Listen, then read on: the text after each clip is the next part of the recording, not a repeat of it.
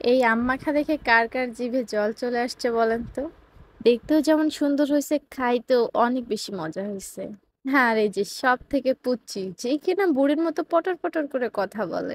Hello, আসসালামু আলাইকুম। কি অবস্থা? সবার কেমন আছেন? আশা করি সকলে খুব ভালো আছেন। আর আমিও ভালো আছি। তো আজকে এনাদের সঙ্গে আমি গিয়েছিলাম বাগানে, মানে আম কুড়োতে। প্রচন্ড পরিমাণে রোদ, তারপরেও গেছি তাদের সাথে আম কুড়াতে, আমের বাগানে। মানে ওনারাই আমাকে জোর করে নিয়ে গেল আমের বাগান দেখাতে। গিয়ে দেখি বেশ ভালোই আম ধরছে, কিন্তু প্রচন্ড রোদের কারণে আমগুলো ঝরে নিচের দিকে পড়ে যাচ্ছে। আর বেশ বড় বড় আমই পড়তেছিল। এই জন্য সবাই মিলে চলে গেছিলাম আম কুড়োতে।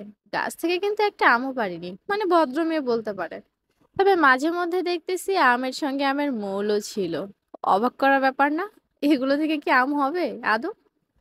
মজার ব্যাপার যে প্রচন্ড রোদেও এ ধরনের কাজ করতে ভীষণ ভালো লাগে। আর এখন ফেসবুকে ঢুকলেই দেখি এই ধরনের আম মাখা সবাই খাচ্ছে। তো আমি কেন বাদ পড়বো? যদিও আমি এর আগে আরো আম মাখা খেয়েছি, কিন্তু সেগুলো আর কখনো ভিডিও করা হয়নি। অনেকে হয়তো বা জানে যে আমার ক্যামেরাম্যান নাই, যার কারণে আমি আসলে ভিডিও করতে পারি না। টুকটাক নিজের ফেস থেকে যতটুকু ভিডিও করা যায় সেই ততটুকুই করি। কত আমটা খারাপ দেখছেন? আমার মাথার উপরে বাড়ি দিয়েছে।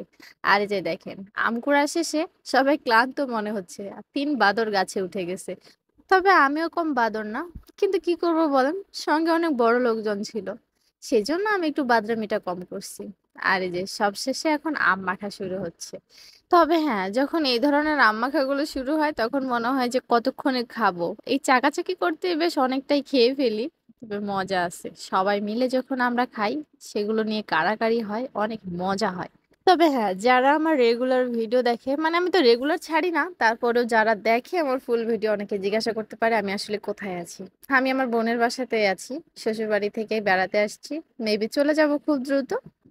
তো আজকে এই পর্যন্তই, সকলে ভালো থাকবেন। আল্লাহ হাফেজ।